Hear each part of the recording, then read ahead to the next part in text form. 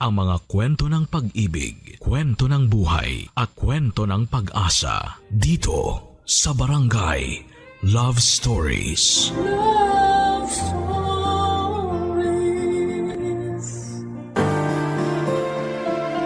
Minsan kung sino pa yung pamilya natin, sila pa ang mananakit sa atin. Pero pamilya rin ang magiging kakampi natin kapag pakiramdam natin, nag-iisa na lamang tayo at sinusubok ng mundo. Ikaw kabarangay, gaano mo kamahal ang pamilya mo?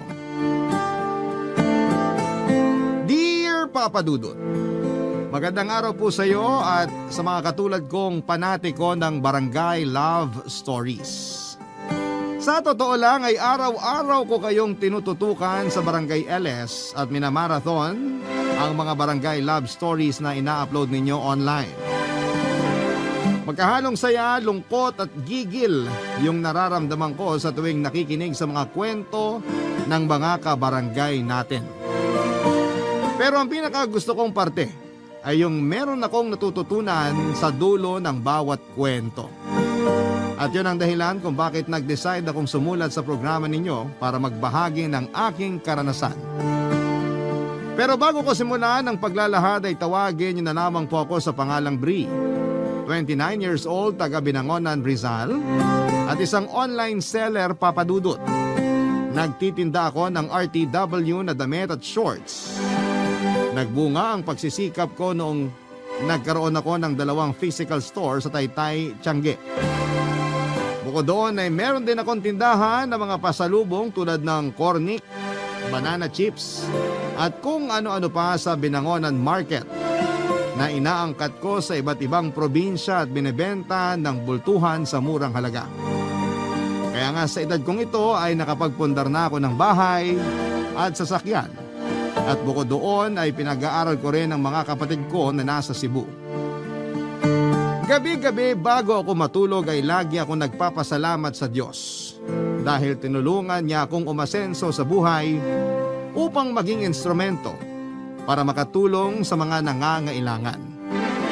Palibhasa, alam na alam ko yung pakiramdam ng walang-wala sa buhay lalo pat hindi ako pinanganak sa mayamang pamilya. Lumaki ako kasama ang lolo't lola ko at nagpapasalamat ako sa pagmamahal nila sa akin. Marami silang aral sa buhay na itinuro na masasabi kong dala-dala ko pa rin hanggang sa ngayon. Isa na nga doon ang pagpapatawad at kababaang loob. Sisimulan ko ang kwento ko noong pinagbubuntis ako ng nanay kong si Selena. Hindi ko makakalimutan kung paano yon kinuwento sa akin ni Lola. Sakto, malakas ang ulan sa labas at madilim ang langit. Yun din kasi ang parehong panahon na nalaman nilang buntis sa akin ang nanay ko, Papa Dudut.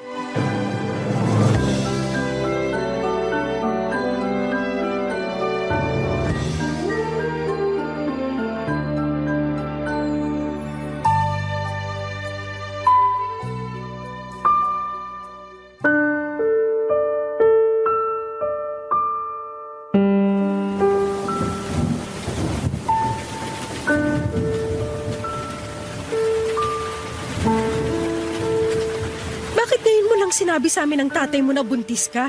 Wala naman po talaga akong planong sabihin sa inyo kasi ayoko naman sa batang to, Nay. Kung hindi pa namin nakita tong ginamit mong pregnancy test sa basura, hindi pa namin malalaman ng nanay mo. Bakit po ba kasi masyado niyong pinoproblema tong baby sa tiyan ko? Plano ko nga pong ipalaglag. Naririnig mo ba yung sinasabi mo? Plano mong patayin yung sarili mong anak? Matakot ka nga sa Diyos, Selena. Ilang beses ko po bang dapat sabihin? Ayoko sa batang to. Wisit siya, sana hindi na lang siya nabuo. Nasaan na ba yung tatay niyan? Iharap po sa amin yung tatay ng batang yan. Wala na po. Iniwan na ako nung nalamang buntis ako. Kaya nga ayoko na rin sa batang to kasi kasalanan ito kung bakit kami naghiwalay. Walang kasalanan niyang anak mo. Yung tatay ng batang yan ang siraulo. Kasi tinakbuhan kayo mag-ina niya. Sigurado ko bang wala na yan sa bayan natin? Kasi hahanapin ko siya kahit galugarin ko pa tong buong Rizal. Wala na nga po. Hindi ko na rin makontak sa cellphone. Walang hiya pala yung lalaki na yan eh. Anak naman! Pwede bang wag mo nang idamay yung magiging apo namin? Wala siyang kasalanan. Anong gusto niyong gawin ko, Nay? Hayaan ko siyang mabuo sa tiyan ko, ganun ba? Oo, kasi malaking kasalanan sa Diyos ang pumatay. Tama ang nanay mo. Makinig ka sa kanya, Selena. Hindi niyo po ako naiintindihan. Hindi pa ako handang maging magulang. Sige nga po, paano ko palalakihin yung batang to? Ako lang mag-isa. Tapos nag-aaral pa ako. Kasama mo kami ng tatay mo. Tutulungan ka naming palakihin yung anak mo. Kung hindi kayo magpakatatay ng lalaki ng iwan sa inyo, aba, huwag na siya magpapakita rito sa lugar natin. Baka mahabol ko pa siya ng itak. Abner naman. Huwag mo pairalin yung galit mo. Masisisi mo ba ako? Anak natin yung naagrabyado. Selena, sigurado ko bang wala na yung pamilya rito? Kasi pwede natin sila ipabarangay, anak. Mga tsahin lang po niya, pero wag na po kayong mag-eskandalo. Ano na lang sasabihin ng ibang tao pag nalaman nilang nabuntis ako at iniwan? Sige nga. Uunahin mo pa bang isipin ang sasabihin ng ibang tao? Kesa mapanagot yung siraulong lalaking yon. Siya po yung may kasalanan sa akin, kaya wag na nating idama yung mga kamag-anak niya. Saka nakikitira lang siya sa mga tsahin niya, hindi rin maayos yung relasyon niya sa mga yon. Malamang baka nga masaya na yung mga yun na umalis na siya sa poder nila. Nak, ano bang nakain mo't pumatol ka sa ganyang lalaki? Oo nga. Wala kaming kaalam-alam ng nanay mo na may boyfriend ka na. Nasa tamang edad na naman po ako Nasa tamang edad ka na nga para mag-boyfriend, kaya dapat pangatawanan mo rin yung bunga ng pakikipagrelasyon mo. Nay naman ayaw ko nga po sa batang to. Huwag mong idama yung bata dahil wala siyang kasalanan. Saka matakot ka nga. Anak mo yan, Selena. Apo namin. Kaya huwag mo siyang gagawa ng masama.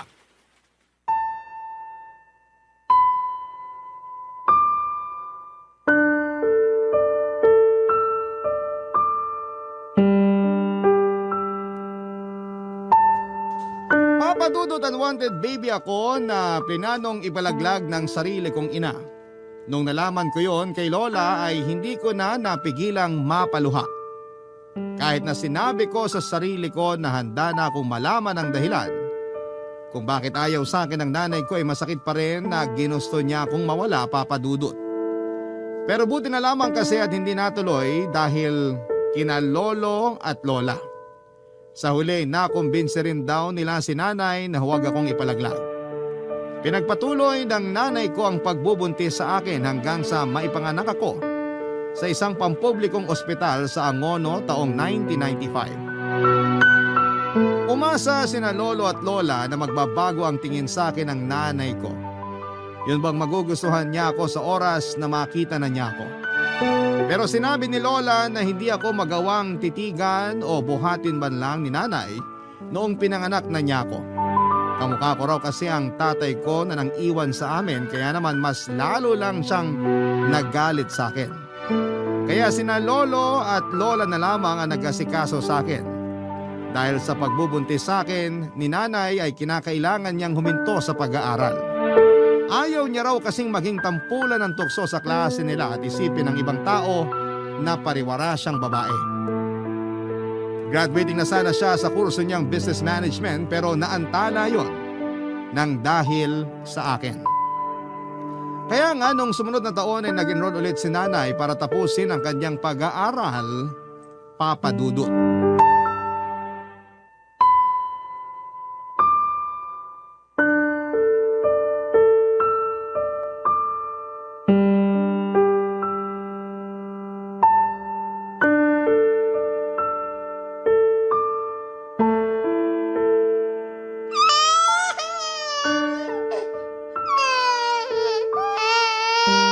Buisit na bata to!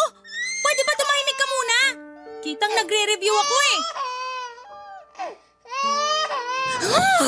Ayaw mo talagang tumahimik ha? Ayaw mo talaga ha? Sige, halika. Dapat sa'yo tinatapon sa labas.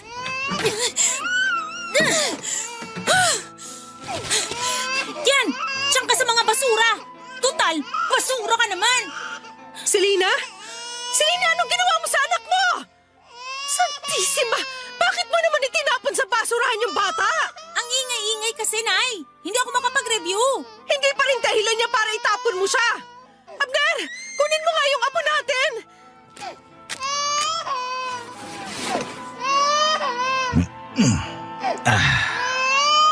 na apo, tahan na. Pumasok na tayo sa bahay. Doon tayo mag-usap. Sige na, Abner, mauna ka nang pumasok sa loob ng bahay. Ano bang pumasok sa kokote mong babae ka? Baka nakakalimutan mong anak mo yung batang yan. Anak ko nga pero di ko naman gusto. Kayo lang naman ni tatay yung nagpumilit at buhayin ko yan at ipanganak eh. Kahit makaunti, wala ka talagang pagmamahal para sa anak mo. Wala po, tay. Sira Aray ulo ko ka naman, palang nay. babae Bakit ka niyo eh. po ako binatukan? Baka sakaling maalog yung utak mo at maisip mo na magbago yung tingin mo sa anak mo. Kahit na anong gawin niyo sa akin, kahit na batukan niyo pa ako uli, iuntog sa pader at paluin, hindi na magbabago tingin ko sa batang yan. Hindi ka namin pinalaki ng nanay mo para maging masamang ina sa anak mo. Pero ayaw ko nga po sa batang yan. Kayo lang naman ni nanay yung pilit ng pilit sa akin na gustuhin niya maingay na yan eh. Dapat kasi di nyo na yan dinampot dun sa basurahan. Baka sakaling may magka-interes sa kanya ng mga basurero. Hindi na talaga namin alam ang gagawin namin sa iyo ng tatay mo, Selena. Matakot ka nga sa karma, nak.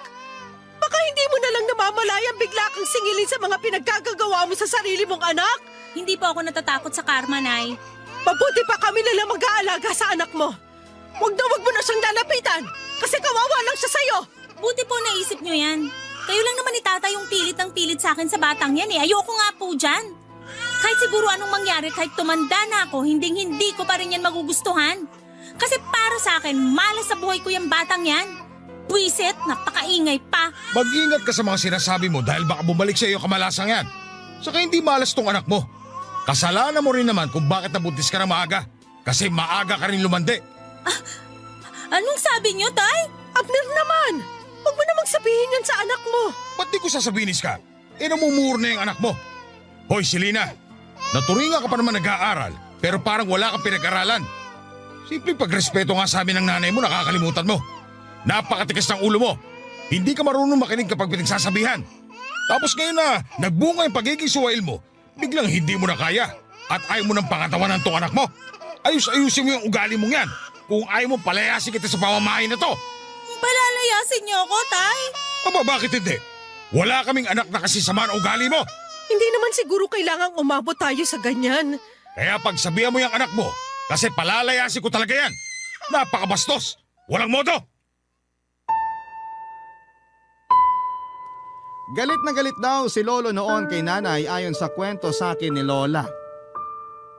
Ewan daw ni na Lolo't Lola kung anong elemento ang sumapi sa nanay ko para ilabas ako ng bahay at ilapag kasama ng mga basura.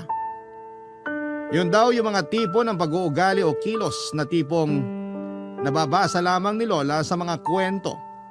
Masyadong mainit ang tagpo ng eksenang yon ayon kay Lola. Hindi naman daw ako sinut ng nanay ko sa basurahan. Ipinatong niya lamang ako sa may basura na nasa gilid ng pinto sa labas ng bahay. Matapos magsabi si Lolo na palalayasin niya ang nanay ko ay kitang-kita nila yung takot sa mga mata ng nanay ko. Kaya naman simula noon ay hindi na niya ako pinagdiskitahan pa. Pero mas naging overprotective sa akin ng lolo at lola ko at hindi na rin nila pinapalapit sa akin si nanay. Kung ako ang magkakaanak ay hindi ko magagawa sa anak ko ang ginawa sa akin ng nanay ko. Kaya nga hanggang ngayon ay hindi pa rin ako makapaniwala kung paano niya naatim na itapon sa basurahan na para bang hindi niya kadugo at hindi nanggaling sa sinapupunan niya ng 9 na buwan. Buti na lamang to the rescue ulit sina lolo at lola. Kaya wala namang nangyaring masama sa akin noon. Iyak ako ng iyak nang ikwento sa akin ni Lola kung ano nga ba ang mga nangyari noon. Pero lagi rin niyang sinasabi na huwag magtatanim ng galit sa sarili kong ina dahil masama yon. Pagkalipas nga ng 1 taon ay nakagraduate na si nanay at sobrang saya ni na lolo at lola dahil sa wakas ay nagbunga na ang paghihirap nila sa pagpapaaral sa nanay ko. Nagdesisyon si nanay na magtrabaho sa Cebu noong nakatanggap siya ng job offer doon. Agad siyang nag-asikaso ng requirements para makalipad papunta doon.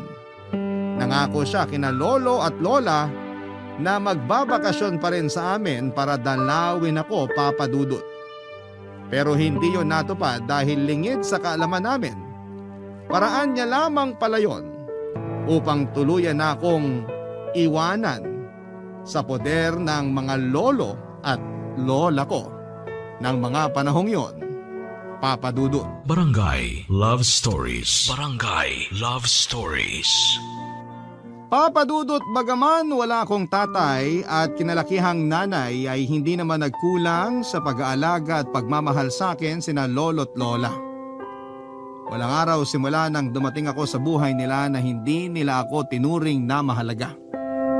Para sa akin ay hindi ko lang sila lolo at lola. Sila na rin ang kinilala kong mga magulang. Malungkot na hindi na ako binalikan ng nanay ko pero hindi naman ako nagtanim ng galit sa kanya. Inisip ko na lamang na balang araw ay maaalala niyang may anak siya at balikan niya at babalikan niya rin ako. Nagpapadala pa rin naman ng pera si nanay sa amin para may panggastos kami. Doon din kinukuha ang pambaon ko sa eskwelahan at pambili ng damit at gamit tuwing pasukan. Pero hindi na talaga siya umuwi pa sa bahay namin. Lagi ko noong naririnig na pinakikiusapan ni Lola si nanay kapag kausap niya sa cellphone na umuwi naman sa amin sa Binangonan para makita ako. Pero laging nagdadahilan si nanay na busy siya sa trabaho niya.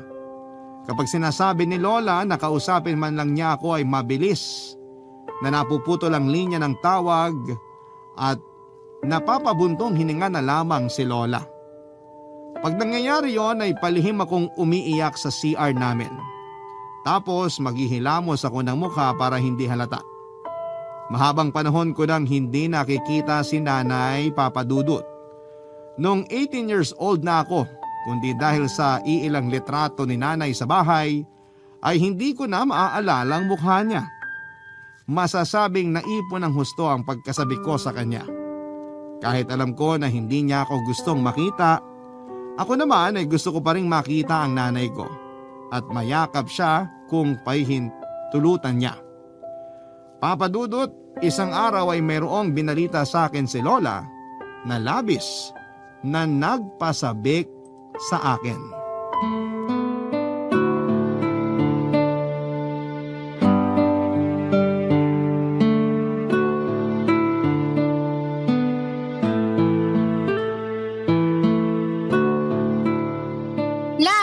Sabi niyo sa akin ni Lola may sorpresa kayo. Ano po yun? Nako, halatang halata na excited yung apo nating malaman yung sorpresa natin sa kanya, Iska. Oo nga eh. Hindi na makapaghintay na matapos tayong kumain. Sus, ano naman po pinagkaiba kung sabihin niyo na ngayon at mamaya? Sasabihin niyo pa rin naman po, la. Plano sana naming hindi mo na sabihin agad kasi nga sorpresa. Kasi tong Lolo Abner mo, napakadaldal. Nalaman mo tuloy, apo. Ako pa yung nasisi, excited lang naman yung tao. Ikaw talagang sisisihin ko, alangan naman yung kapitbahay. Sabi ko nga ako na may kasalanan. Ay, kapag talaga tinutoyo mga babae. Bakit? May reklamo ka sa toyo ko? Ay sabi mo nga sa akin nung nililigawan mo ko, handa ka maging siomay kapag tinutoyo ako, di ba? Huwag mong itanggi yan. Hindi ko naman tinatanggi, Iska. Gusto ko po sanang matuwa kasi ang sweet-sweet niyo kahit corny na minsan pero di niyo pa po sinasabi sa akin yung sorpresa niyo lang. Sige na po, gusto ko nang malaman eh. O siya, sige na nga. Total hindi mo rin naman kami titigilan, apo. Kulit-kulit mo. Mana ka sa lolo mo. Ako na naman ang nakita. Okay lang yan, Lo. Ibig sabihin, ikaw lang ang nag-iisang lalaki sa paningin ni Lola kasi kayo lang lagi niya nakikita. Ay! Bigla akong kinilabutan dun ah. Grabe ka naman, La. Parang mas corny ka pa yata sa amin ng lola mo, apo. Nakakasakit kayo ng kalooban, Lo. Gusto mo ba malaman yung sorpresa namin o hindi? Siyempre gusto po. Uuwi na ang nanay mo rito sa atin sa Makalawa, Bri! Talaga po? Hala, makikita ko na si nanay. Kaya lang, baka galit pa rin siya sa akin, La. Bakit naman magagalit ang nanay mo sa'yo? Wala ka namang ginagawang masama. Di ba ayaw niya nga sa akin? Sabi niyo tinapon pa niya ako sa basurahan nung baby ako. Matagal na naman yon. Sigurado nagbago na yung nanay mo. Kaya nga siya uuwi rito sa atin eh. Tama ang lolo mo. Tsaka kasama mo naman kami kaya hindi mo kailangan matakot. Pero nag-overthink pa rin po ko.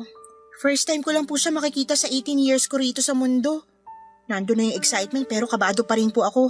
Paano kung hindi pa rin nagbabagong turing niya sa akin? Paano kung ayaw niya pa rin sa akin bilang anak niya? Alam naman ng nanay mo yung sitwasyon. Tsaka sigurado ko na hindi siya uuwi rito sa atin kung hindi kanya nami-miss, Bre. Kaya huwag ka na mag-isip ng kung ano-ano dyan. Pero ano bang sabi ni Selena? Dito na raw ba siya ulit titira sa atin? Parang, umalis na yata siya sa trabaho niya sa Cebu eh. Biglaan nga raw pero nasa plano na rin naman niya. Sabi niya may asikasuhin siyang papeles dito sa Maynila.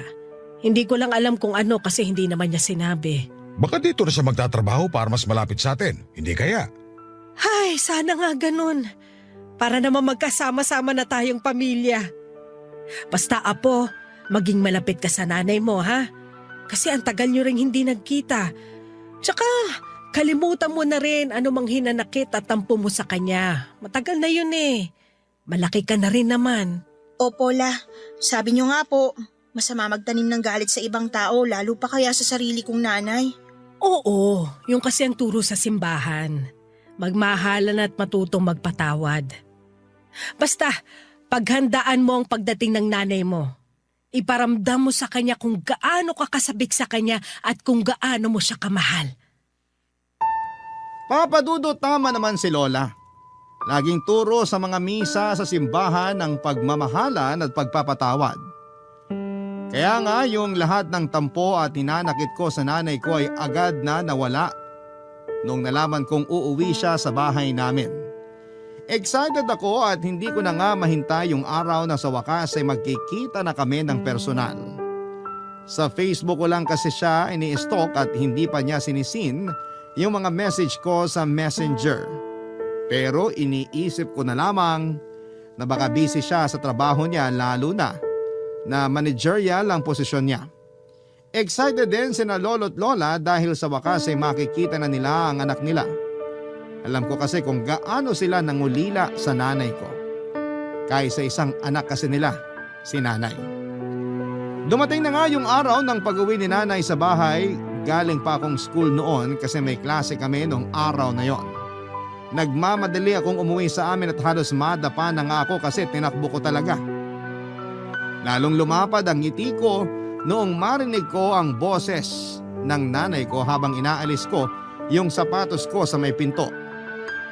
Pero agad na napalitan ang pagtataka at kaba yung ngiti at excitement ko nang unti-unting luminaw sa akin ang pinag-uusapan nila ng lolo at lola ko, Papa Dudut.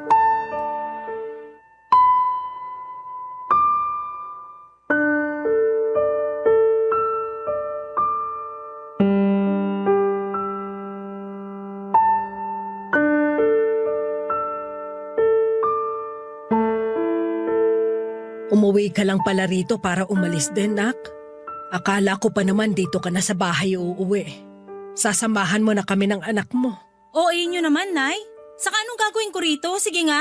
Huwag kang ganyan magsalita sa nanay mo, Selena.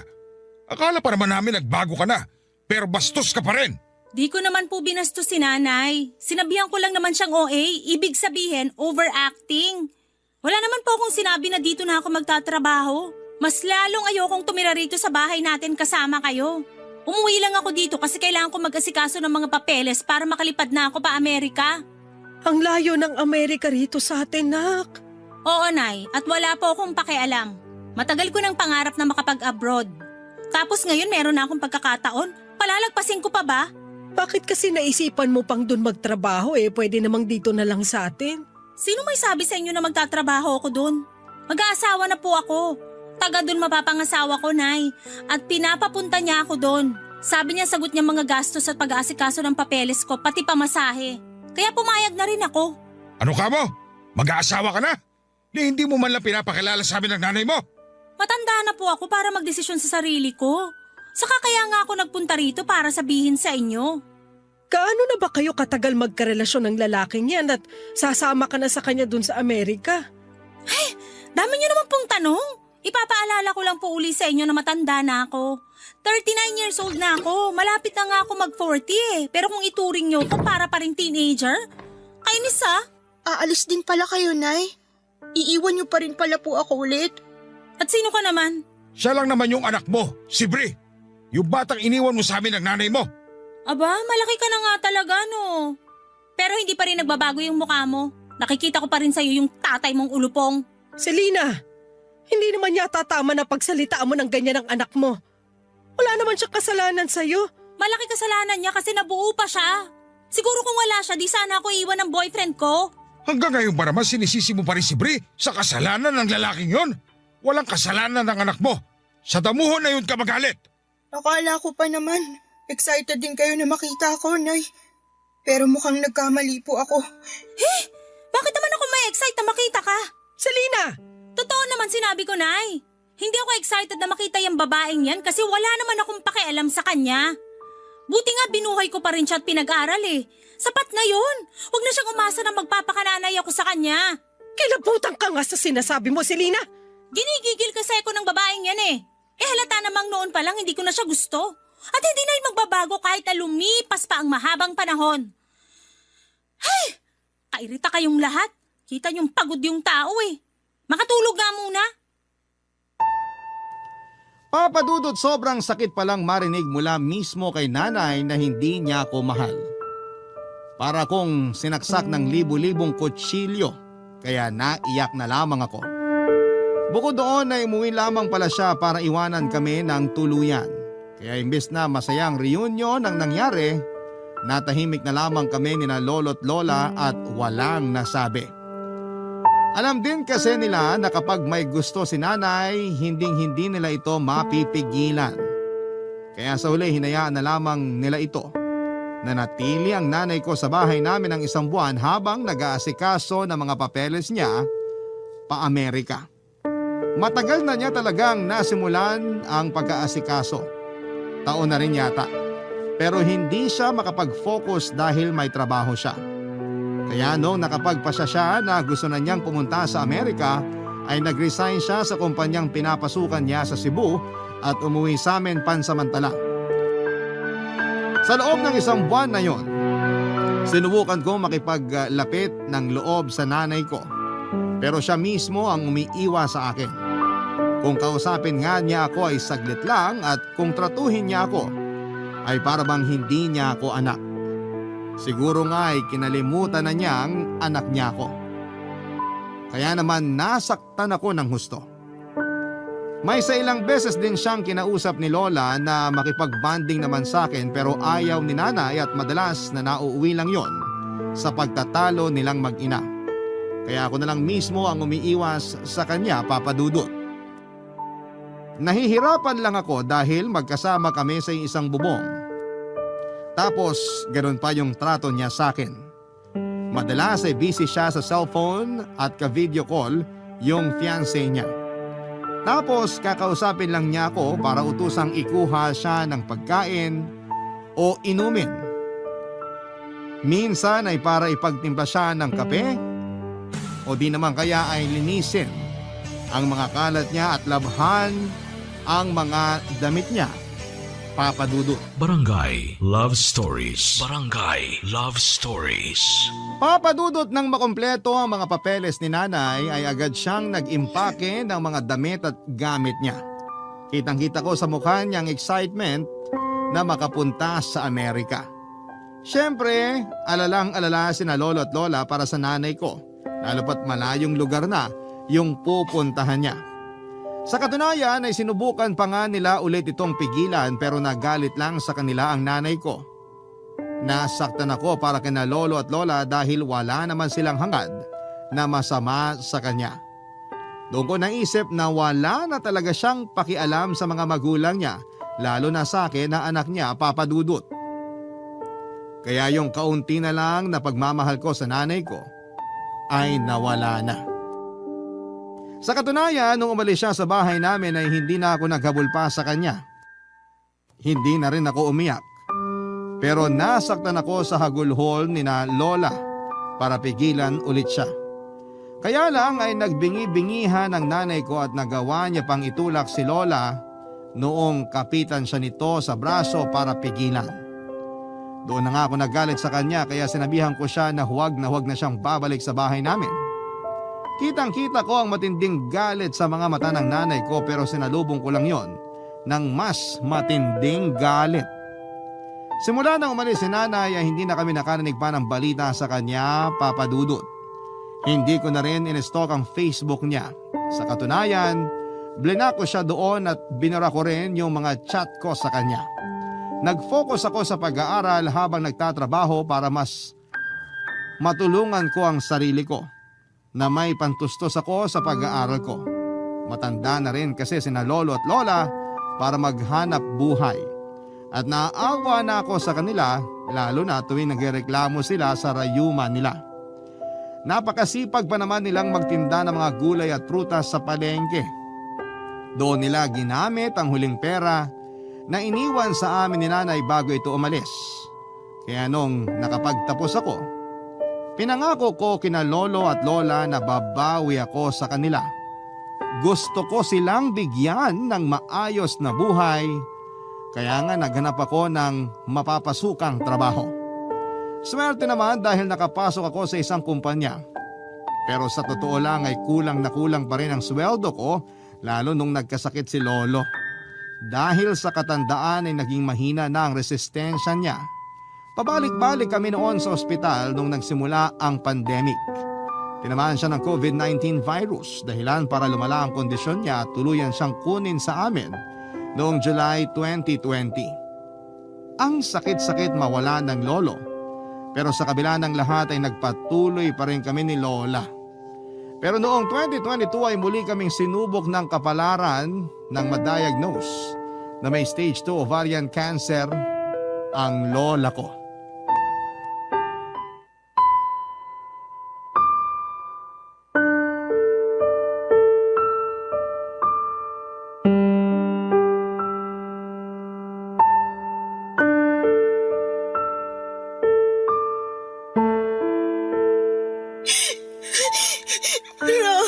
Huwag niyo po akong iwan.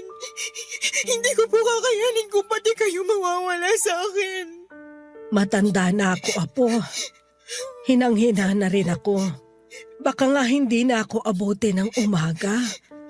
Kaya hayaan mo na ako magbilin sa'yo. Ayoko magbilin kayo kasi parang niyo na rin sinabing mawawala na nga kayo sa akin agad.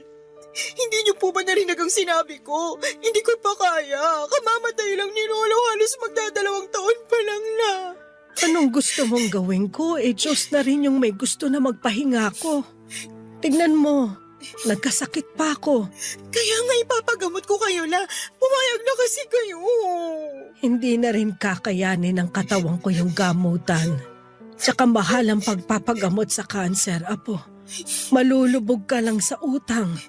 At ayoko mangyari sa'yo yun. Pero mahal ko po kayo at ayoko mawala kayo sa akin. Mahal din naman kita. Pero hayaan mo na akong magpahinga. Miss na miss ko na rin ang lolo mo. At gusto ko na siyang makita. Para sa akin, sapat na yung halos 7 dekada ko rito sa mundo. Masaya na ako kasi naalagaan ka namin ng lolo mo at napalaki ng maayos. Lahat ng yun utang na loob ko sa inyo ni Lolola. Kung wala kayo, wala rin ako sa mundo. Hindi ko rin po makakaya ang lahat kung hindi niyo ako ginabayan at inalalayan. Para sa akin, di ko lang kayo lolo at lola. Magulang ko rin po kayo. Pero wag na wag mo pa rin kalilimutan na may totoo kang nanay, Apo.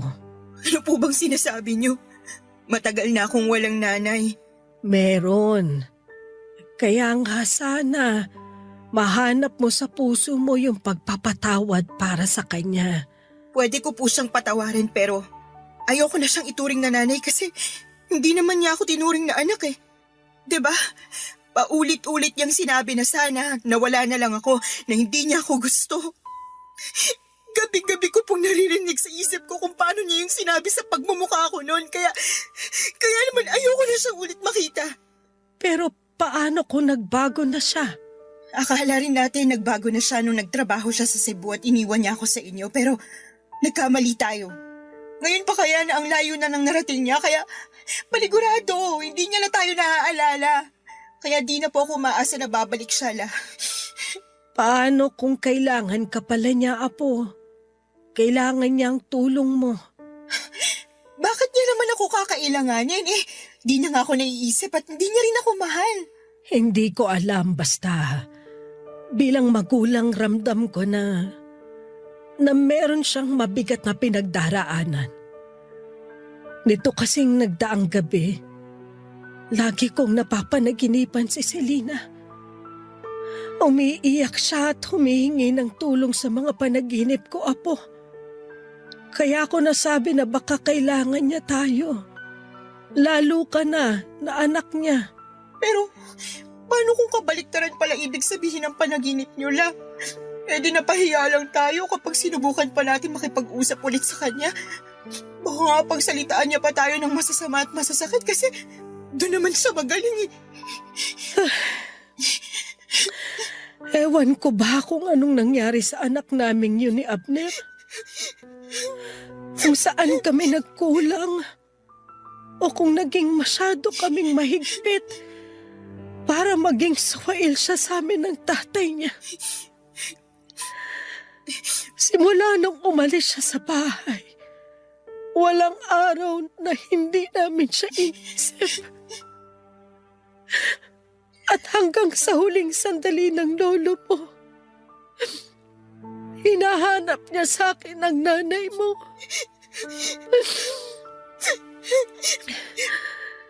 Kahit naman ako, kung pwede lang talaga, gustong-gusto ko na siyang makita.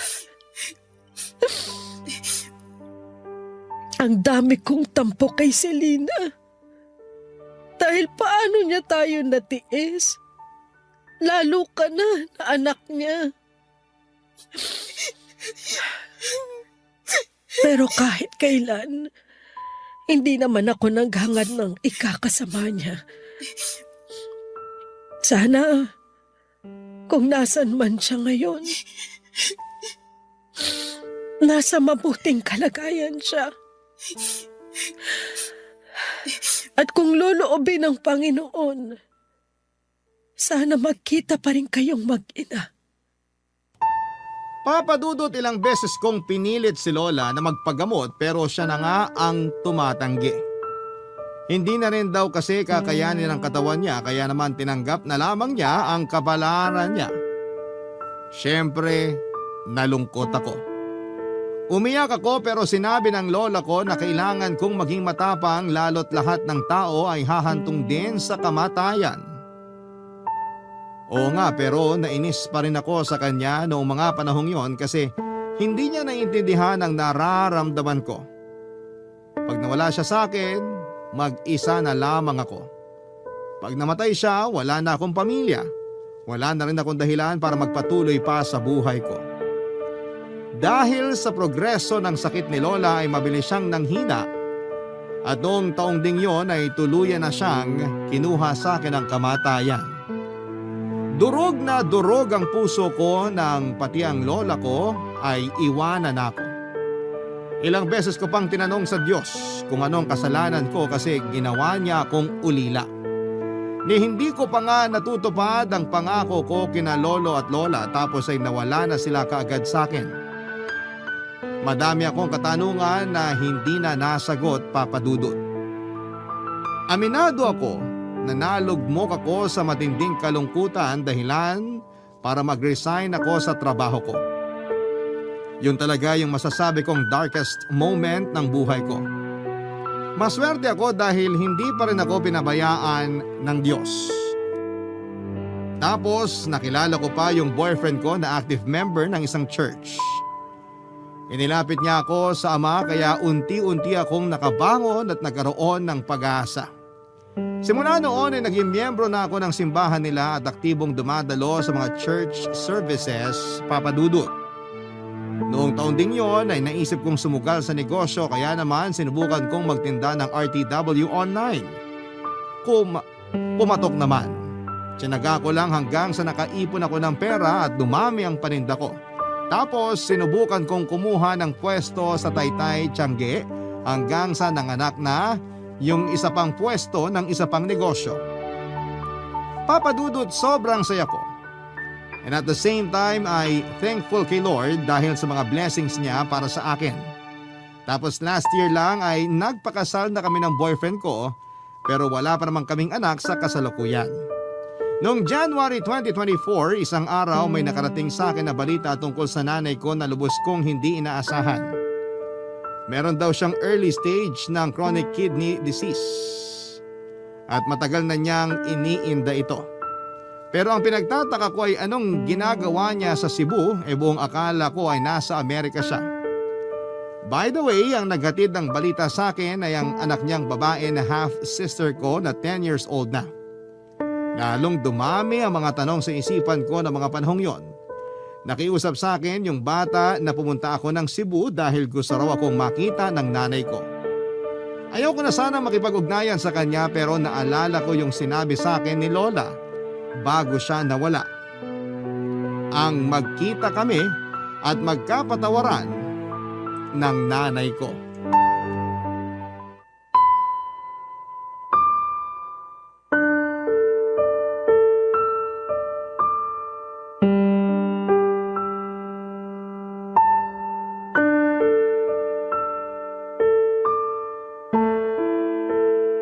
Nak, akala ko hindi ka na makukumbinsi ng kapatid mo na puntahan ako rito sa Cebu. Akala ko kasi ayaw mo na akong makita matapos yung lahat-lahat ng mga ginawa ko sa iyo simula nung bata ka pa. Akala ko rin po kaya ko kayong tiisin pero mali ako. Kasi matapos kong makita yung pictures nyo na sinend ng kapatid ko, naawa po ko sa inyo tapos bigla na lang nawala yung mga tampo at galit sa dibdib ko. Kaya pumunta po ako agad dito para makita kayo. Kumusta na po ba kayo? Hindi maayos. Ang daming masakit, nak. Kahit puro na lang higa yung ginagawa ko, hindi pa rin ako makapagpahinga. Hirap din akong matulog sa gabi kaya pagod na pagod ako sa umaga. Buti na nga lang nandyan yung dalawa mong kapatid. Inaasikaso nila ako. Hindi ko kasi talaga kaya kung ako lang. Mahirap po talaga pag ganyang may sakit. Oo. Wala rin akong ganang kumain. Kasi pakiramdam ko masama sa akin lahat ng kakainin ko. Kaya po kayo lalong nanghihina kasi di kayo kumakain, Nay. Ewan ko. Pero naisip ko na baka karma ko na to kasi naging masama akong anak at nanay sa'yo. Kumusta na pala sina nanay at tatay? Bakit di mo sila kasama? Tungkol po sa bagay na yan, Huhulaan ko. Kasi matanda na sila. At ang alam ko may takot sa matataas na lugar si nanay. Kaya di mo talaga mapapasakay sa eroplano yun. Mahihiluhin din yun. wala na po sila ni Lolo, Nay. Ha? Ano bang sinasabi mo dyan? Patay na po sila. At hindi ko man lang alam. Anong klaseng anak ako? Ang sama-sama ko. Nay, kumalma po kayo. Baka makasama sa inyo yung pag-iyak niyo eh. Hindi ko lang kasi mapigilan. Pakiramdam ko napakawalang kwentang anak ko kasi hindi ko man lang naalala yung mga magulang ko. Namatay sila na hindi man lang ako nakakahingi ng tawad sa kanila, anak. Namatay po si Lolo noong 2020 dahil sa COVID-19. Si Lola naman po noong 2022 dahil sa ovarian cancer. Ayaw niya na rin magpagamot kasi raw matanda na sila. Pero bago sila nawala, hinahanap nila kayo pareho, Nay. Miss na po nila yung kaisa-isa nilang anak. Miss na miss ko na rin sila. Pero hindi ko na sila makikita pa. Sigurado akong galit na galit sila sa akin. Hindi po. Hindi na sila galit sa inyo kasi matagal na nila kayong napatawad. Napatawad ko na rin kayo kasi tama si Lola. nanay ko pa rin kayo.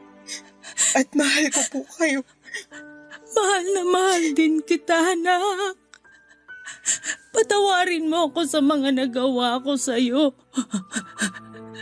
Patawarin mo ako kasi ngayon lang ako nagkalakas ng loob na makipag-usap sa'yo. Naduwag kasi ako. Natakot na baka hindi mo ako mapatawad. Pero kinumbinsi ako ng mga kapatid mo na subukan ka pa rin nilang pakiusapan na kausapin ako. Yun na lang kasi yung tanging hiling ko bago man lang ako bawian ng buhay. Hindi pa po kayo mamamatay, Nay. Huwag po muna kasi... Kasi ngayon na lang ulit tayo nagkasama eh. Pero nahihirapan na ako. Wala na rin kaming perang pampagamot. Nalubog na rin kami sa utang at naubos lahat ng ipon ko. Hirap na kami, nak. Awang-awa na rin ako sa mga kapatid mo. Ang babata pa nila para maulila sa ina. Kaya nga po, lumaban po kayo. Huwag na po kayo mag-alala dun sa gamutan niyo kasi ako na po ang bahala, Nay. Kahit naman paano, may negosyo ako. At wala pa rin naman kaming anak ng asawa ko kaya maaalagaan ko pa po kayo. Basta wag po muna kayong sumuko, Nay. Kasi gusto ko pa kayo makasama ng matagal eh. Gusto pa rin naman kitang makasama ng matagal, nak. Gusto kong bumawi sa mga panahong hindi ako nagpakananay sa'yo. Kaya lumaban po kayo kasi marami pa po tayong gagawin na magkasama. Kasama yung mga kapatid ko. Ngayon na wala na sina lolo at lola, akala ko wala na rin akong pamilya. Pero hindi pa rin po ako pinabayaan ng Diyos kasi pinalik niya kayo sa buhay ko para maging pamilya ko. Kaya ang saya-saya ko po, Nay. Masaya rin ako, nak. Salamat. Salamat kasi nagkita tayo uli. Kung alam mo lang na kinasabikan ko yung araw na to. Yung araw na makahingi ng tawad sa'yo. Pinapatawad ko na po kayo, Nay. Kaya dapat magpalakas po kayo, ha? Papa Dudut, ikinuwento ni nanay na hindi na natuloy yung kasal nila ng fiancé niya sa Amerika matapos itong atakihin sa puso 3 araw pagdating ni nanay doon. At dahil hindi naman siya pumunta doon para magtrabaho ay kinailangan din niyang umuwi sa Pilipinas pagkatapos ng libing. Sobrang gulo daw ng isipan ni nanay noon at hiyang-hiya rin siya sa amin kaya hindi na niya nakuhang umuwi pa sa bahay para magpakita. Nagstay daw siya sa kaibigan niyang taga Maynila at pumasok sa pinagtatrabahuhan nitong hotel bilang housekeeper. Doon niya nakilala ang tatay ng mga anak niya na tubong Cebu. Nung nabuntis siya ay umuwi sila sa probinsya nito sa Argao para doon na manirahan. Doon na rin pinanganak ang pangalawa nilang anak pero 5 buwan pa lang yung baby ay naaksidente yung kinakasama niya matapos itong mabagsakan ng hollow blocks sa ulo nang mapadaan ito sa isang ginagawang gusali. Nakomatos pa raw ito ng 1 linggo bago binawian ng buhay. Simula noon ay sinanay na ang nagtaguyod sa 2 niyang anak. Nagtinda siya ng street food sa mga eskwelahan at gumawa ng mga doormat at naglalako ng balot sa gabi bago siya nagkasakit at tuluyang huminto sa pagtatrabaho. Sobrang sakit na marinig lahat ng pinagdaanan ni nanay. Kaya nga pinangako ko sa sarili ko na gagawin ko ang lahat para pagaanin ang buhay nila, Papa Dudut. Sa kasalukuyan ay nasa Binangonan, Rizal na sina nanay at ang 2 ko pang kapatid. Tuloy-tuloy ang pagpapagamot ni nanay at masaya ako kasi kinakikitaan namin ng progreso ang katawan niya. Pinabalik ko rin sa pag-aaral yung 2 kong kapatid at sinabihan sila na hanggat nabubuhay ako ay pagtatapusin ko sila ng kolehiyo. Kahit na masakit yung pinagdaanan ko sa kamay ng sarili kong ina. Iba yung sarap sa pakiramdam. Noong natuto akong magpatawad, mas magaan sa dibdib. At mas masaya ako ngayon na magkakasama na ulit kami. Hanggang dito na lamang po ang sulat ko at maraming salamat sakaling mapili po ninyong i-ere ang kwento ng buhay ko. Sana po ay kinapulutan po ito ng aral at inspirasyon ng mga kabarangay natin. God bless and more power po sa Barangay LS 97.1 at sa Barangay Love Stories. Ang inyong forever, kapuso at kabarangay, Bree. Nagustuhan ng iyong napakinggan? Ituloy yan via live stream sa www.gmanetwork.com/radio. Barangay LS 97.1 forever.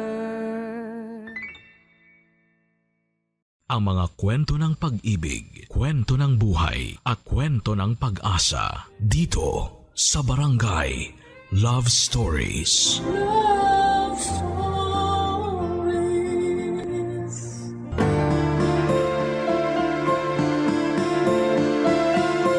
Dear Papa Dudut, may mga pangyayari sa buhay natin na hindi natin inaasahan pero sadyang nakatadhana palang mangyari. Dadaan muna tayo sa mga pagsubok, lungkot at pighati bago tayo maging masaya. Magandang tanghali po sa lahat ng ating mga kabarangay. Ako nga po pala si Marie, 35 years old at nagtatrabaho sa isang insurance company. Avid listener niyo po ako kahit noong nasa probinsya pa lamang ako at nag-aaral. At ngayon lang po ako naglakas ng loob na gumawa ng sulat para kwento ko naman ng buhay ko ang marinig ng mga kabarangay ngayon. At sana po ay makapag-iwan po ito ng aral at inspirasyon sa mga nakikinig. Nakarating ako ng college na NBSB noon o No Boyfriend Since Birth, Papa Dudut. Hindi naman ako nerd pero masyado lang din akong focus sa pag-aaral dahil academic scholar ako. Nasa point din ako ng life ko na gusto kong palaging proud sa akin ang mga magulang ko. Pero syempre, hindi ibig sabihin noon na boring ang college life ko, Papa Dudut.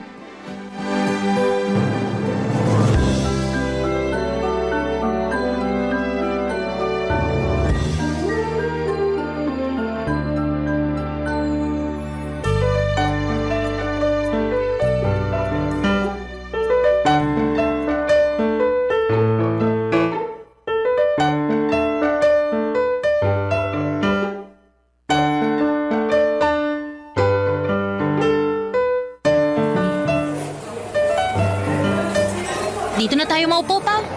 Sige, sakto kasi maingay sa pwesto na to eh. Konti pa lang din kasi ang tao dito sa kantin.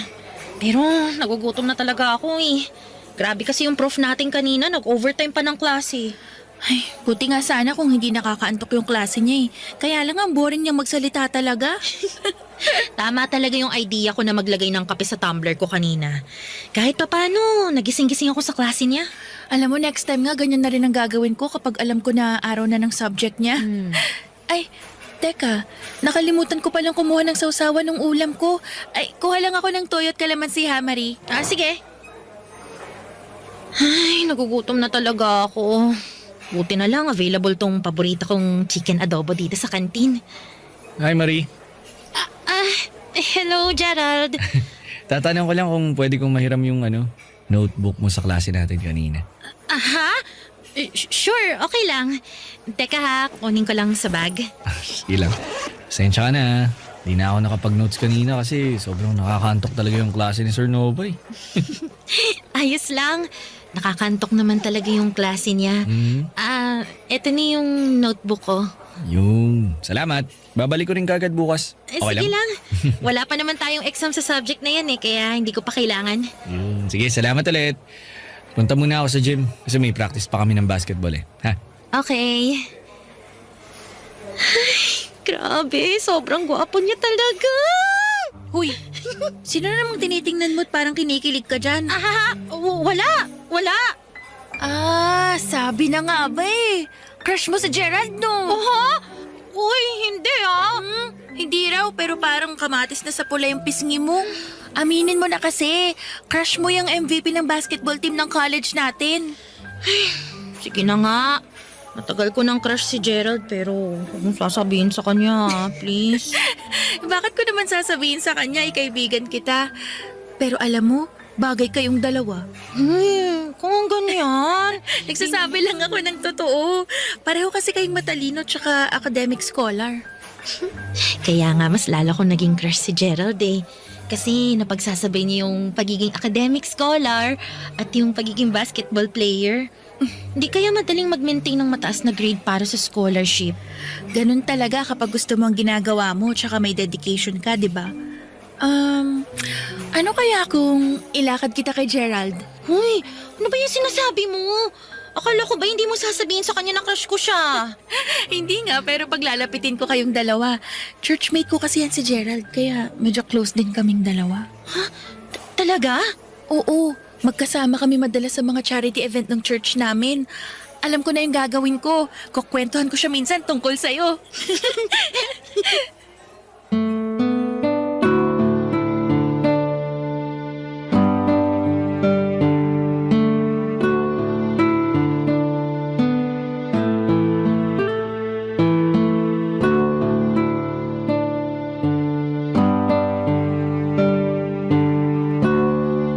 Papadudot, nasa first year college ako nang maging crush ko si Gerald.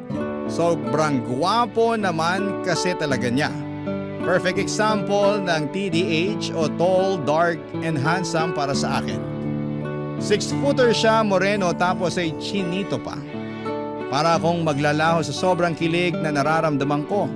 Siyempre, pinipilit kong hindi ipahalata sa kanya ang lahat. Ayoko ring matawag ako na maharot na nagpapakyut sa isang lalaki. Galing kasi ako sa konserbatibong pamilya. Isa pa ay wala pa rin naman sa plano ko ang magpaligaw at magkaroon ng boyfriend ng mga oras na yon. Stricto din kasi ang mga magulang ko at mataas ang expectation nila para sa akin. Kaya naman ginawa ko na lang na inspirasyon si Gerald sa college life ko, Papa Dudut.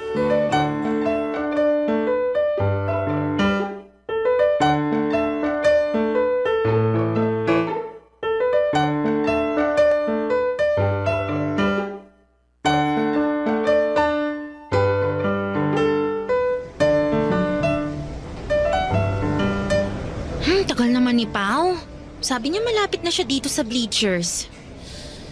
Init pa naman dito sa pwesto ko. Hi Marie! Ito na nga pala yung notebook na hiniram ko. Sorry ngayon ko lang nabalik. Naging busy kasi ako sa mga practice namin sa basketball eh. Ay, ayos lang. Hindi ko pa naman masyadong kailangan kasi wala pa tayong exam sa subject na yan. Nagsabi rin kasi ako sa'yo na ibabalik ko kaagad. Nawalan lang talaga ako ng oras. Pero alam mo, ang ganda pala ng penmanship mo ha. Uy, grabe. Hindi naman. Oo, hindi. Totoo, Marie. Nagulat nga ako kasi akala ko nakaprint lang sa notebook mo yung mga notes eh. Sulat kamay mo pala talaga yun. Yan nga din yung sabi ni Pao sa akin nung hiramin niya minsan yung notebook ko. Tuwan-tuwa din siya sa penmanship ko. Kahit nga ako natuwa talaga sa unang buklat ko pa lang ng notebook mo eh. Mukha tuloy mapapadalas yung paghiram ko sa'yo ng notes. Okay lang? Ayos lang naman na manghiram ka. Basta wag lang sa week na may exam ako. Kasi ginagawa ko yung reviewer ko eh. Sige, noted yan. Sino pala hinihintay mo dito sa bleachers? Ayun, si Pao. Pupunta kasi kami ng library pero dito ko na lang daw siya hintayin. Yung kaklase natin yun na palagi mo kasama, di ba? Madalas ko rin kasama sa church namin yun eh. Oo nga, parang nakwento niya na nga sa akin na medyo close daw kayo kasi magka-churchmate kayo. Talaga? Nakagawento niya ako sa'yo? Oo. Pero isang beses lang naman yun. Napag-usapan lang kasi namin yung mga basketball player ng college natin. Kaya, ayun, nabanggit ka niya. Okay, ganun ba? Nagulat lang ako na napag-usapan niyo rin pala akong dalawa. Noong nakaraang linggo kasi, ikaw naman yung kinikwento sa akin ni Pao. Teka, kinukwento ko ni Pao sa'yo? Kunento niya kung gaano ka ka-dedicated na maging cum laude para sa mga magulang mo. Oo. Kasi hindi kasi nakapagtapos ng pag-aaral ang parents ko kaya ang pangarap nila, mapagtapos ako ng college. At gusto ko na rin maging cum laude kasi yun ang gusto ko na maging regalo ko sa kanila. Wow.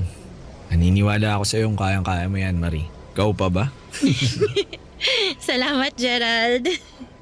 Gerald! Nandito ka lang pala sa bleachers. Kanina pa kita hinahanap eh. Oh, Laika? Bakit hindi ka nagre-reply sa mga text ko?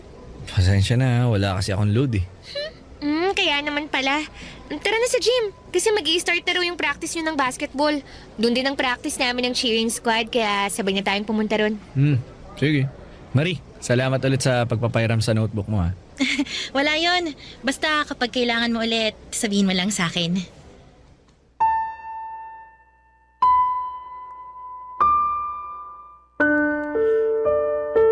Papa Dudut, alam ko naman na maganda talaga ang penmanship ko. Marami ang nagsasabi sa akin noon mula high school pa lamang. Pero iba pala ang dating kapag narinig ko mismo yon mula kay Gerald. Grabe yung kilig at saya na bumalot sa buong katawan ko. Pakiramdam ko nga ay nagbablush ako noon kasi ramdam ko ang pag-init ng mga pisngi ko habang kausap ko siya. Nagpipigil talaga akong kiligin lalo na kapag ngumingiti na siya. Ang tamis ng ngiti ng mga labi niya. Pakiramdam ko ay malulunod na ako sa sobrang tindi ng epekto niya sa akin. Mas mahaba-haba pa nga sana ang pag-uusap namin na yon.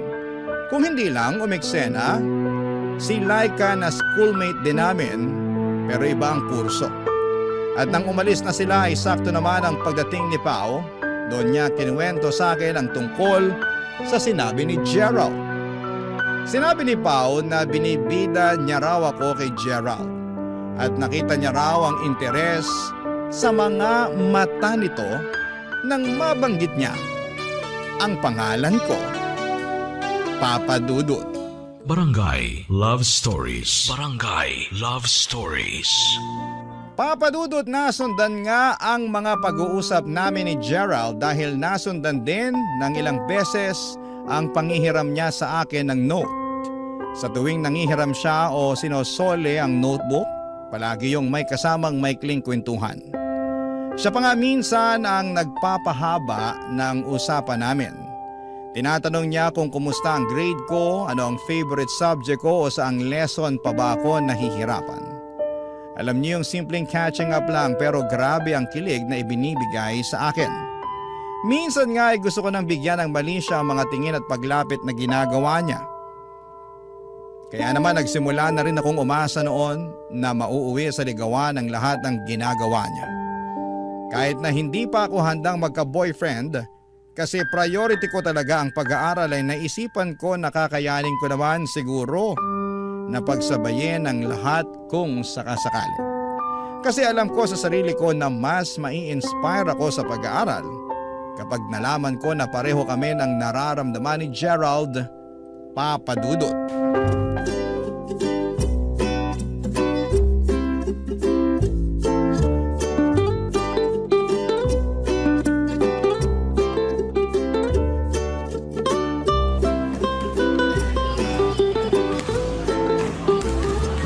Gerald, buti hindi pa nagsisimula yung training nyo. Uy, Marie! Ikaw pala. Wala pa rin si coach kaya di pa kami makapag-start. Sayang tuloy yung oras ng paghihintay namin sa kanya. Oo nga eh. May exam pa naman tayo sa logic sa Friday. Niisip ko nga rin yan eh. Kaya pagkatapos ng training namin, uwi na kagad ako para makapag-review. O ba't ka pala nandito sa gym? Iaabot ko lang tong notes ko sa klase natin kanina para makopya mo. Hindi ka kasi nakapasok eh. Wow, salamat ah. Naku, alam mo kailangan ko talaga yan eh. Sobrang na-late kasi ako nang gising kanina. Late na rin kasi natapos yung training namin kagabi kaya puyat talaga ako. Hanggang ngayon, di ko pa rin alam kung paano mo na mamanage ang oras mo sa basketball tapos yung pag-maintain ng grades para sa academic scholarship mo. Ako nga na walang extracurricular. Hirap nang mag-manage ng oras ko sa puro aral. Paano pa kaya ikaw na MVP ng basketball team ng college natin? Naku Marie, kung alam mo lang, sobrang hirap talaga. Pero syempre, kailangan kong gawin lahat para mapagsabay yung pag-aaral tsaka pagbabasketball. Wala rin kasi akong gustong bitawan na kahit ano sa kanila eh. Tsaka malaking tulong din yung scholarship ko para di mahirapan yung parents ko sa mga gastusin para sa akin. Pareho pala tayo na ginagawa to para sa mga magulang natin, no? Oo, kaya nga tayo nagkakasundo eh kasi ang dami nating similarities. Alam mo, ngayon ko lang napansin yan. Talaga? Kaya pa ko nga unang narinig yun eh, na marami tayong pagkakatulad pagdating sa ugali. Tapos na-realize ko na parang tama nga siya. Kaya palang ganang loob ko sa'yo, lalo na pagkausap kita. Gerald! Bakit hindi ka pa nagpapalit ng pang-training mo? Wala pa naman si Coach Laika eh. Ang sabihin mo, may nangiistorbo lang sa'yo dito. Teka lang, pinariringgan mo ba ako? O bakit? Tinatamaan ka ba? Tsaka, bakit ba kasi nandito ka sa gym? Parte ka ba ng cheering squad o basketball team? Bawal na ba talagang pumasok dito sa gym yung hindi part ng cheering squad o basketball team? Hindi. Pero sana, bago ka pumasok, nag-isip ka muna kung makakaistorbo ka ba sa mga taong nandito para mag-training. Laika, tama na yan. Eh nakakainis kasi yung mga taong walang pakialam kahit makaistorbo. Basta makapagpapansin lang. For your information, hindi ako pumunta dito para magpapansin, Laika. Pinahiram ko lang kay Gerald yung notebook ko kasi hindi siya nakapasok sa klase namin kanina. Alam mo naman na may training siya ng basketball ngayon. Tapos iistorbohin mo? Tsaka pwede ba, Marie? Tigil-tigilan mo na nga yung pagpapapansin sa boyfriend ko. Boyfriend? Anong ibig mong sabihin? Hindi mo pa ba alam? Sinagot ko na si Gerald at 1 buwan na kaming mag-on. Kaya kung pwede lang naman ha, tigil-tigilan mo na yung pagpapacute mo sa boyfriend ko. Papadudot ang aminin ko na nagpapakyut talaga ako kay Gerald noon. Sinunod ko lang yung payo sa akin ni Pao na ako yung mag-first move. Mukha raw kasing torpe si Gerald kaya hindi makapanligaw sa akin. Ramdam pa naman daw niya na may gusto sa akin si Gerald. Tinutokso na nga rin kami ng ibang mga kaklase namin na sobrang bagay talaga kaming dalawa. Kaya kahit dalagang Filipina talaga ako ay sinimulan ko ng yung paglapit-lapit sa kanya noon. Ako pa nga minsan ang nagkukusa na magpahiram ng notebook ko sa kanya. Umasa pa talaga ako noon na magle-level up ang friendship namin na nasimula na. Ayun pala asyomera lamang ako ng taon na hopya sa bandang huli. Kaya naman mula noon ay nagsimula na akong umiwas kay Gerald. Hindi na rin ako nagpapahiram ng note sa kanya. Sobrang bihira na rin kung mag-usap kaming dalawa, papadudot. Literal na nag-focus na lamang ako sa pag-aaral ko hanggang sa makatapos na nga ako bilang cum laude. Ilang taon nga ang lumipas, may maayos na akong trabaho sa Maynila. Hanggang sa naimbitahan ako noon sa kasal ng dati kong kaklase. Nandun din si Pao na matagal ko na ring hindi nakikita. At bago matapos ang seremonya, ako pang nakasalo sa bridal toss. Ang mas nakakagulat lang kung sino ang nakakuha ng garter sa araw ng kasal na yon. Papadudot.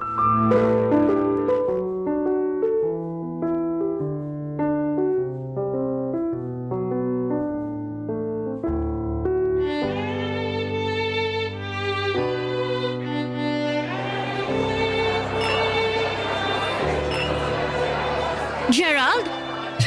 Hi Marie! Oh, anong ginagawa mo dito? In-invite din ako ni Kim kasi 'di ba magkaka-blackmate tayo nung college. Oo nga, pero hindi kasi kita nakita kanina bago magsimula yung kasal nila eh. Na-late kasi ako kaya siguro hindi mo na ako napansin. Pwede ko na bang isuot tong garter sa'yo? Ha? Suot na ang garter! Oo nga, isuot mo na yung garter sa kanya! Paano ba yan? Nagre-request na sila. Sige, uupo na ako. Susuot ko dito sa leg mo ha. Oo na, bilisan mo na para matapos na. Ito na nga.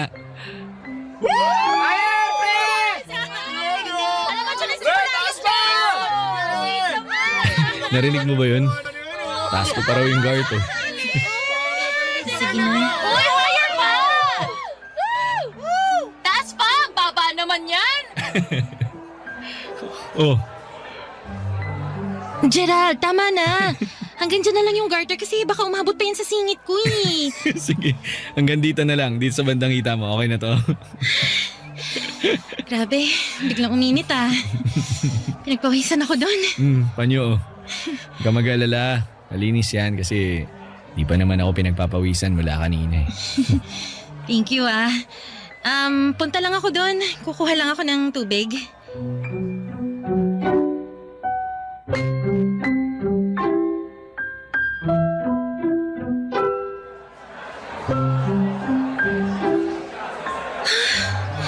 Bigla talagang uminit. Ay, buti na lang may malamig na tubig dito. Girl, nandito ka lang pala. Oo, nauhaw kasi ako bigla eh. Pero Ano bang meron at parang kinikilig ka dyan? Sus, kunyari pa siyang hindi alam mo. Ano bang ibig mong sabihin? Aminin mo, sobrang gwapo pa rin ni Gerald, no? Ay, hindi, mali. Ang ibig kong sabihin, mas lalo siyang gumwapo, girl. Sakto lang. Susto naman, in denial pa. Halata namang kinilig ka sa kanya habang nilalagay niya yung garter sa leg mo. Hoy, correction. Hindi ako kinikilig sa kanya. Talaga? Eh bakit nangangamatis na naman sa pula yung mukha mo kanina? Syempre, kasi nahihiya ako. Ang dami niyo kayang sumisigaw ng higher kanina. Kung hindi ko pa nga siya inawat, baka umabot na sa singit ko yung kamay niya eh. Ay naku, Marie, kung alam mo lang, ang dami namin kinikilig sa inyong dalawa, no? Wala namang dahilan para kiligin kayo sa amin ni Gerald, no? Anong wala? Alam naman ng lahat na sobrang bagay kayo mula pa nung college tayo. But anyway, kanina ka pa niya tinitingnan dun sa pwesto niya. Tara, lapitan natin. Naku, ayoko. Hindi ko siya lalapitan. Ay, bakit naman? Walang dahilan para lapitan ko siya, Pao. Ayaw mo bang malaman kung kumusta na siya? Kung saan siya nagtatrabaho? Kung single pa ba siya? O kung... Pao, aaminin ko na heartbroken ako noon kay Gerald, okay? Pero matagal na yun. Sa sobrang tagal, nakamove on na ako sa kanya. Tsaka, mga bata pa tayo noon. Wala na akong kahit na anong interest pa sa kanya. Kaya wala na rin akong nakikitang kahit anong dahilan para lapitan at kausapin siya kagaya ng ginagawa ko nung college pa tayo. Okay? Papadudot, aaminin ko na sobrang gwapo pa rin talaga ni Gerald noon. Mas gumwapo pa nga siya kagaya ng sinasabi ni Pao. Mas tumangkad pa siya ng konti, naging maskulado ang pangangatawan niya. Siyempre ayoko lang ipakita na sumasang-ayon ako sa kanya kasi hanggang sa mga oras na yon, may parte sa sarili ko na medyo bitter pa rin ako dahil sa pagka-heartbroken ko sa kanya. Kaya naman hindi talaga ako lumapit sa kanya pero ewan ko ba, hindi ko mapigilan ang sarili ko na kiligin sa tuwing magtatama ang mga tingin naming dalawa. At para bang unti-unting bumabalik ang pagka-crush ko sa kanya. Bagay na sobrang pinipigilan ko. Kasi ayokong mahalata niya na hanggang sa mga oras na yon ay hindi pa rin ako nakaka-move on mula sa kanya, Papa Dudut. Barangay Love Stories. Barangay Love Stories. Papa Dudut, kinagabihan noon ay hindi rin kagad ako nakatulog kakaisip kay Gerald. Hindi ko mapigilan ang sarili ko na maalala kung paano ako kiligin sa kanya noon. Kung tutuusin ay naging mabait din naman si Gerald sa akin. At may bahagi sa isipan ko noon na hindi niya naman sinadya o ginusto na masaktan ako. Pero sa tuwing naaalala ko kung paano ako na heartbroken sa kanya, ay napapailing na lamang ako.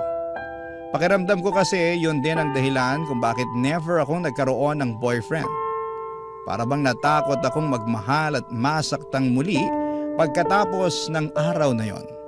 Kaya naman in-enjoy ko na lamang ang buhay single ko noon. At kinagabihan noong araw na nakita ko ulit siya, nagulat ako na bigla niya akong finalo sa mga social media accounts ko. Naka-private ang mga profile niya kagaya ng sa akin kaya hindi ko siya ma-stalk. At huli, nagdesisyon na ako na huwag pansinin ang follow at friend request niya, Papa Dudut.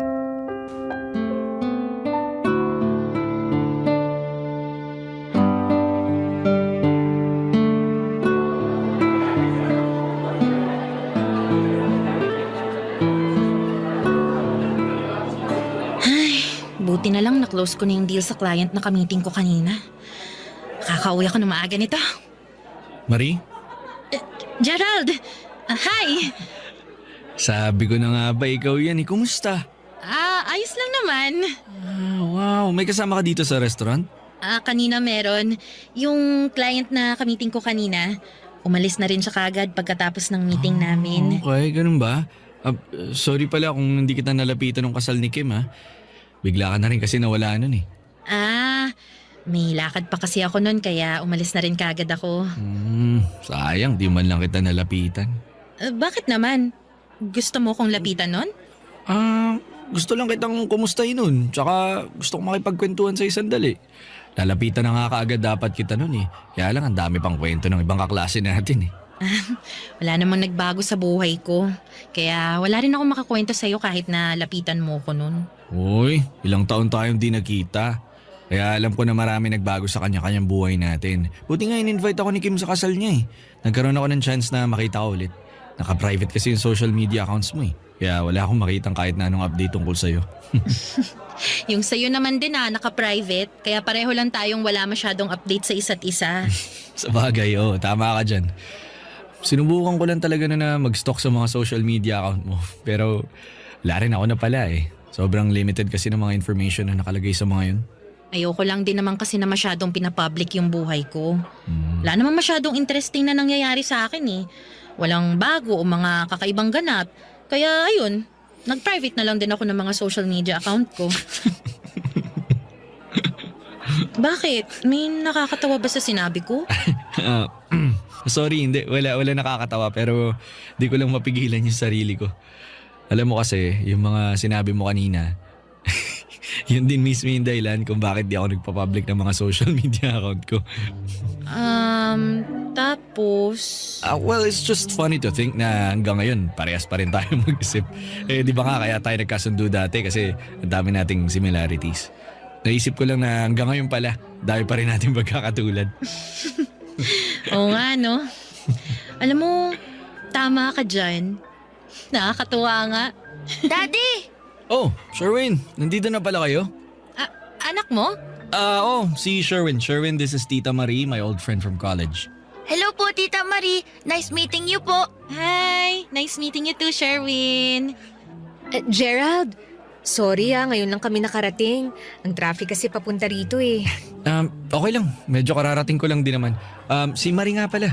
Oh, Marie! Long time no see Ay, anyway Gerald, saan ba yung table natin?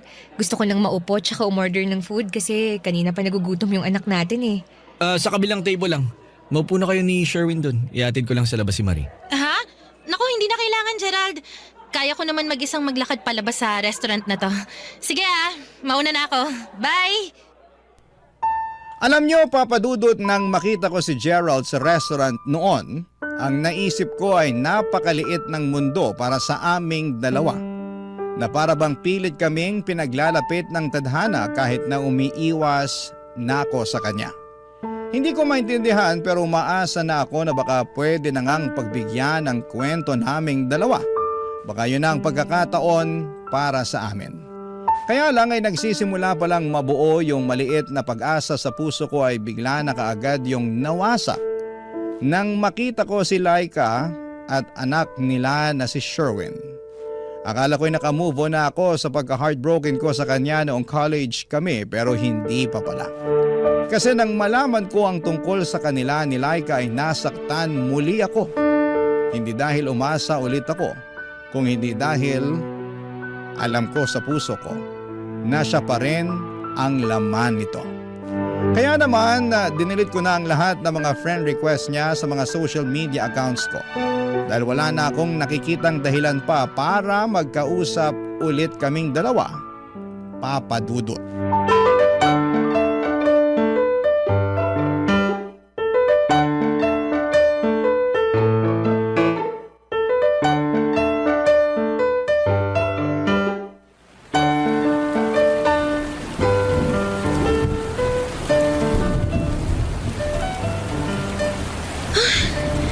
Grabe, ang lakas ng ulan. Buti nakasilong kagad ako dito sa waiting shed. Ay, sana may dumaan ng taxi banda rito para makauwi na ako. Ba naman tong ulan na to? Kakainis. Basang-basa tuloy yung damit ko. Buti na lang may nasilungan ako kagad. Gerald? Uy, Marie! Grabe, hanggang dito ba naman sa waiting shed? Nagkikita tayo. Oo nga eh. Sobrang coincidence. Wow! Oh, malapit lang din ba dito yung workplace mo? Oo. I see. Nakaka-bad trip yung ulan, no? Bigla na lang bumubuhos kahit sobrang init kaninang tanghali. Nako, iba na kasi yung panahon ngayon. Hindi mo na maintindihan kasi pabago-bago talaga. Nga pala, ilang taon na kayong kasal ni Laika? Hindi kami kasal ni Laika.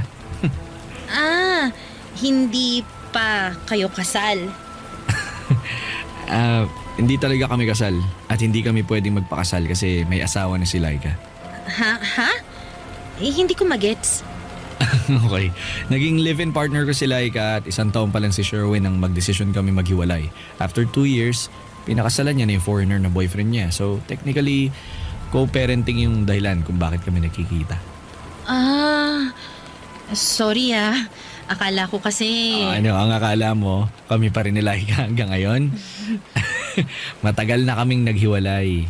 Sa totoo lang, mula nung maghiwalay kami, wala na akong ibang gustong makita ulit.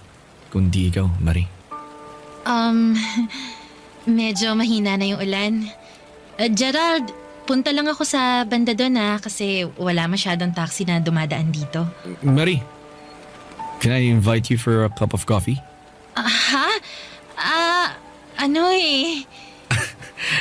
Hindi ka naman nagmamadaling umuwi, di ba? Kape muna tayo kahit saglit lang, please. Sige.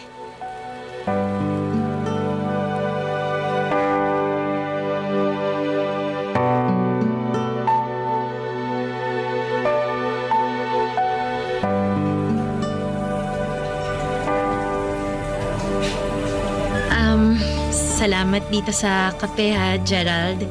Wala yun. Tagal ko rin inintay itong pagkakataon na makapagkape tayo sa labas. Marie, sorry nga pala dun sa nangyari nung college tayo. Ha? Alin dun? Ay, hindi nang ibig kong sabihin, bakit ka nagsusorry? Hindi. Feeling ko kasi na-take advantage ko yung kabaitan mo that time. Lalo na sa part na paulit-ulit mo akong pinapahiram ng mga notes mo. Naku, wala na yun. Sobrang tagal na nun. Nakalimutan ko na nga yung mga yun eh. Marie, I like you. Ha? Gusto kita, dati pa. Nung umpisa pa lang na nag-usap tayo, gusto ko nang itigil yung panliligaw ko kay Laika. Pero bigla niya akong sinagot eh. Tapos, ayun, naramdaman ko yung pag-iwas mo sa akin.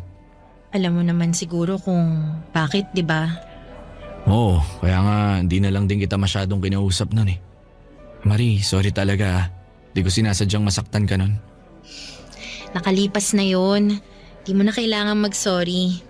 Sabi ko nga kay Pao, matagal na akong naka-move on sa'yo. Pero may chance pa naman, di ba? Chance? Chance na makapasok sa buhay mo. Kasi hindi na ako magpapaligoy-ligoy pa. I still like you, Marie. And this time, ako naman ang mag-e-effort para sa'yo.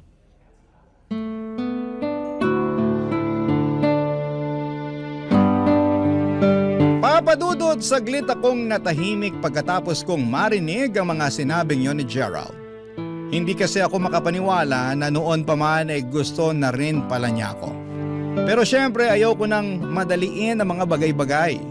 Ang sabi naman ni Gerald ay hindi rin siya nagmamadali at handa daw siyang maghintay na sagutin ko ang panliligaw niya. Yes, Papadudot, formal akong niligawan ni Gerald. Pumunta pa siya sa bahay para makilala ang mga magulang ko at magpaalam na liligawan niya ako. Tinupad niya rin ang pangako niyang maghihintay siya sa akin. Tumagal ng halos 1 taon ang panliligaw niya bago ko siya sinagot. Isang desisyon na kahit kailan ay hindi ko pinagsisisihan. Kasi ngayon po ay 3 taon na kaming magkarelasyon at nagpaplano na rin na magpakasal. Ganon palang buhay, Papadudot. Bibigyan at bibigyan din tayo ng tamang panahon para maging masaya. Hindi natin kailangan na madaliin ang mga bagay sa paligid natin. At yon ang natutunan ko sa parteng ito ng buhay ko. Nasaktan man ako noon nang dahil kay Gerald, siya pa rin talaga ang taong para sa akin, pero sa tamang panahon na para sa aming dalawa. Maraming salamat po, Papadudot, sa pagbabasa ng sulat ko and more power po sa inyong programa. Ang inyong forever kapuso at kabarangay, Marie. Ano ang masasabi mo sa ating Barangay Love Stories today? Aabangan namin yan sa aming comment section.